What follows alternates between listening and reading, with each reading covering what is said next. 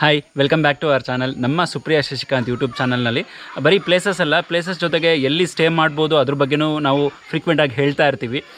ಕೆಲವೊಂದು ಸತಿ ಏನಾಗುತ್ತೆ ಅಂತ ಹೇಳಿದ್ರೆ, ವೀಕೆಂಡಲ್ಲಿ ಅಥವಾ ಸಕಲೇಶ್ಪುರ ಅಂತ ಅಂದ್ಕೊಂಡ ತಕ್ಷಣ ತುಂಬಾ ರೆಸಾರ್ಟ್ಗಳಿದ್ದಾವೆ, ತುಂಬಾ ಆಪ್ಷನ್ಗಳಿದ್ದಾವೆ.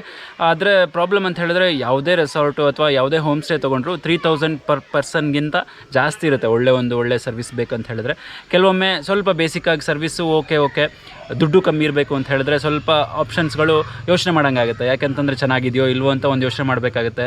ಆ್ಯಂಡ್ ನಾವು ಅಂದ್ಕೊಂಡಿರೋ ಒಂದು ಎಕ್ಸ್ಪೆಕ್ಟೇಷನ್ ಮೀಟ್ ಆಗುತ್ತೋ ಇಲ್ವೋ ಅದು ಯೋಚನೆ ಮಾಡಬೇಕಾಗುತ್ತೆ. ಬಟ್ ಆ ಥರ ಏನಿರಲ್ಲ. ಕೆಲವೆಲ್ಲ ಹೋಮ್ ಸ್ಟೇಗಳು 2000 ಪರ್ ಪರ್ಸನ್ಗಿನ್ನ ಕಮ್ಮಿ ಇದ್ದರೂ ಕೂಡ ಚೆನ್ನಾಗಿ ಮೇಂಟೈನ್ ಮಾಡಿರ್ತಾರೆ. ಆ್ಯಂಡ್ ಒಂದು ಡಾರ್ಮೆಟ್ರಿ 2-3 ರೂಮು ಈ ಥರ ಎಲ್ಲ ಚೆನ್ನಾಗಿ ಮೇಂಟೈನ್ ಮಾಡಿರ್ತಾರೆ. ಆ ಥರ ಹೋಮ್ ಸ್ಟೇಗಳಿಗೂ ನಾವು ಹೋಗಿ ಎಕ್ಸ್ಪ್ಲೋರ್ ಮಾಡ್ಬೋದು. ಸೊ ಆ ಒಂದು ಎಕ್ಸ್ಪ್ಲೋರೇಷನಲ್ಲಿ ದೇವಳದ ಕೆರೆ, ಹಾನ್ಬಾಳ್ ಹತ್ರ ಇರೋವಂಥ ದೇವಳದ ಕೆರೆ ಹತ್ರ ಇರುವಂಥ ಕಾಫಿ ಸ್ಟ್ರೀಟ್ ಹೋಮ್ ಸ್ಟೇಗೆ ಬಂದಿದ್ದೀವಿ. ಒಂದು ಫ್ಯಾಮಿಲಿ ಔಟಿಂಗ್ ಥರ ಇದು. ಒನ್ ಡೇ ಇಲ್ಲಿ ಬಂದು ಸ್ಟೇ ಮಾಡಿ ಮಾರನೇ ದಿನ ಹೋಗ್ತೀವಿ.